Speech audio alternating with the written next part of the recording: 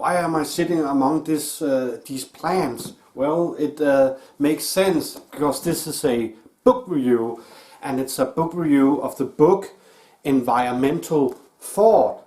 Environmental Thought, written by Robin Attfield. And Robin Attfield, he is a professor at Cardiff University, and he has personally sent me his book.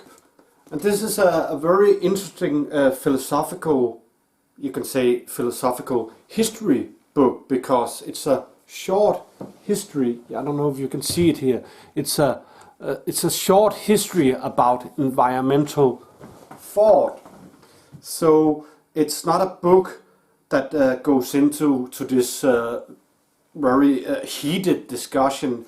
The climate changes around, are they man-made or are they something natural or something else? It's not a book that goes into this very heated discussion. It's a more history-related book about environmental thought throughout history, where Robin Attfield, he goes way back, all the way to ancient Greece, to tell what did the philosophers think about how did they view environment and nature through the history of philosophy, which is very interesting. I haven't really read such a book before, and of course it's just short history, so it's kind of like a short survey over all the environmental thought throughout the history of philosophy. But why has Robin Attfield written this book, which is very interesting also for me and probably also for everybody, because he is concerned about the environment and these climate changes, and he wants to he cites one of the great philosophers through history, Marx, and he cites Marx at the end, that it's not about just understanding the world, you have to also change the world. And in order to change the world, he hopes, Mr. Attfield, he hopes to also try to understand it better. And a way to understand the world better is to go into this environmental thought, that how philosophers has viewed the environment, which is nature, which is planet Earth. Very warm here. I'm sitting in the sunlight. I don't know if you can see it, but I'm sitting in the sunlight, so it's very hot. It feels like it's warming up, and that's the problem, right? Global warming. That all these plants here, they might be gone because it's gonna get warmer and warmer, right? The Greek philosopher Empedocles, he's the one with the elements, you know, fire, earth, air, and what is it? The last one, fire. Water, of course, water. So he's the one with the four elements. But an interesting thing here that it is clearly stated in history that Empedocles, he was a vegetarian. I never really thought about that. I thought vegetarianism was a more modern thing that came, I don't know, a couple of hundred years old. That's actually what I thought, that we weren't vegetarians back in ancient Greece. Actually, there were some Greek thinkers or historians had an attitude towards nature, and nature is the environment in this term, that it was unethical to eat other animals, which is also a thing you hear nowadays from vegetarians, that they don't eat meat because of how we treat animals. Of course, there's some vegetarians who doesn't eat meat because they don't like it. It doesn't taste good for them. But a lot of vegetarians does have this ethical viewpoint of we should not eat animals. We should have another stance towards animals. Also, something that comes in this book is man's how man has viewed our role towards nature. That everything on this world kind of involves about us, because we have a special place, because God created us to be above animals.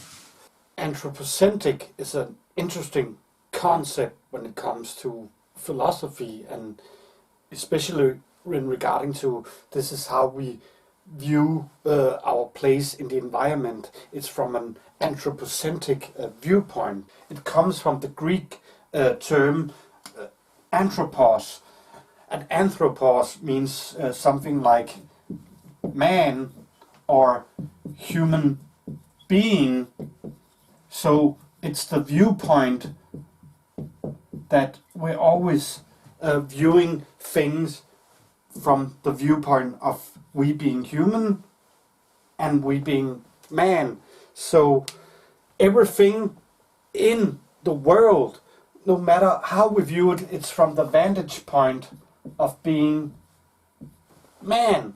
So when we look at nature and the environment, it's always from that viewpoint, which is interesting because it's within philosophy, it's something you can say is no matter how we philosophize, it's always from that anthropocentric viewpoint, being man. We cannot view it from the viewpoint of, say, a dog, can we? Can we view things from a dog's viewpoint? I don't know. Probably not. So it's always viewed from the viewpoint of being a man, and that's problematic. And that's the same thing when we look at the environment and nature, when it's always from this anthropocentric viewpoint. Man as having stewardship over the environment, over nature. It comes from an old English word, steward, and that means something like a housekeeper. Somebody that keeps the house clean, keeps it nice and tidy, and has stewardship over that house. It's also come from the Pi root of the Proto-Indo-European root. When you go into etymology and the history of the language, you get a Pi root that's, I don't know if I pronounce it correctly, vir means something like perceive or watch out for. So we have this in this stewardship, it's something this is somebody who watches out for. It's kind of like we're caretaker of this world, earth and nature, which is pretty peculiar. Who gave us this role? Supposed to be God, right? That we have this special place in nature, that we're not really nature, we are steward of nature, and that of course can be good, but it can also be problematic in how we deal with the environment and how we have dealt with the environment. And that's also an important issue in this environmental thought history. Stewardship, or you can say a custodian, or kind of like a statesman governing all his kingdom. That's the way we viewed that. We were kind of like the kings, custodians of earth. Very interesting also in modern times that the nature around us here in modern times, they're not unregulated. It's not just kept by himself. We regulate it. We are custodians. We are stewardship. Take game management. You probably say game management. Well, how we deal with predators in nature, and how hunters should kill and regulate the amounts of predators. Listen to this. game management, among their aims regarding game such as deer as a resource, potentially a crop for hunters to harvest. Predators, on the other hand, were regarded as competitors and were to be exterminated. So while many forests were set aside as reserves for breeding of game, government hunters trapped or shot all predators they could find, coyotes, wolves, grizzly bears and mountain lions included, despite the resulting overpopulation of deer in places such as Kaibab Forest in Arizona, designated as Grand Canyon National Game Reserve. Yet, even when overpopulation of this kind became noticeable, the official view was that predators were unnecessary because human hunters would carry out their role just as well. Of course, the book is not saying that's how they view it now, but it has been viewed like that earlier, and there are still regulation of game and predators throughout mankind's countries in the West or in the East and so forth. We still have game management, so nature is not unregulated. Of course, there's more and more coming a view that maybe things should be more unregulated, but that's also some of the viewpoints that come in this environmental thought, the history. There's also the philosopher Albert Schweitzer, I think I pronounced his name correctly, Schweitzer, and while serving as a medical doctor in Equatorial Africa, Schweitzer came to the conclusion that the true foundation of all morality was reverence of life, for life.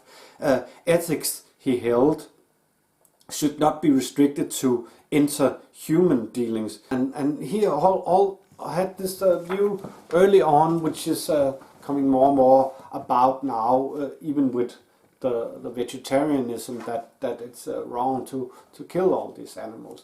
And that's the interesting thing also for me to of course ponder about.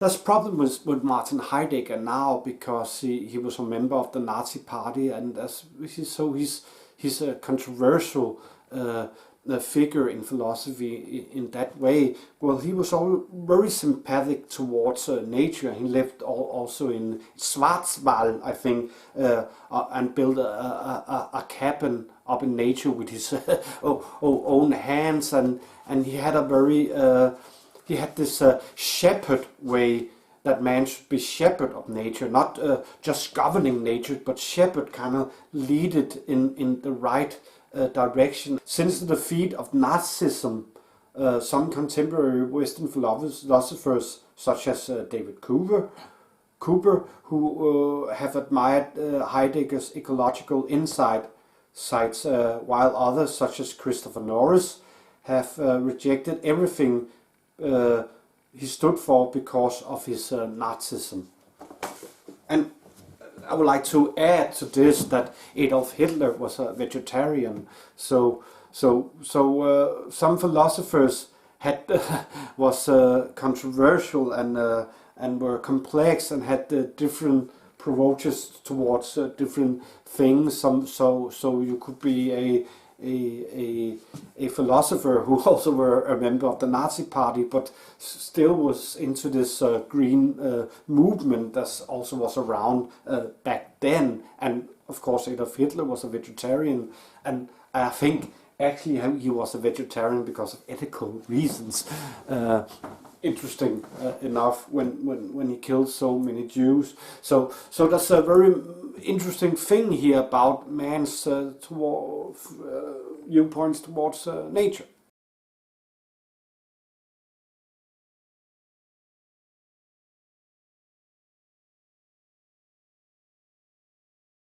I would like to recommend you reading this book. You can pick it up, of course, on Amazon and probably a lot of other places. I will throw a link down here in the description. So I recommend you reading this book, but also come with a small criticism of this book, that it's too short. But it is a short history. But I would like also a big session that goes into this discussion about you can say modern climate science and against these climate change deniers. I would like to see that philosophical discussion played more out, but of course it's not his framework, and there are other books out there, but still when you read it and when you're finished with it, you kind of miss a discussion of this.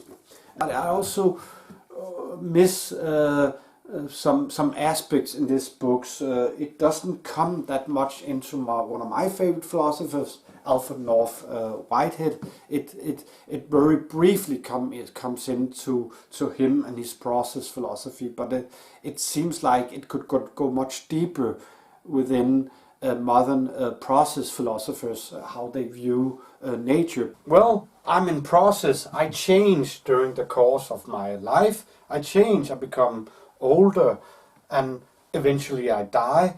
I start as a small baby. I change. Well, so does everything in life. Everything is in process. Everything is in flux. Everything is in a constant state of change. It's fluctuating. It's like the Heraclitus River. You cannot step twice into the same river.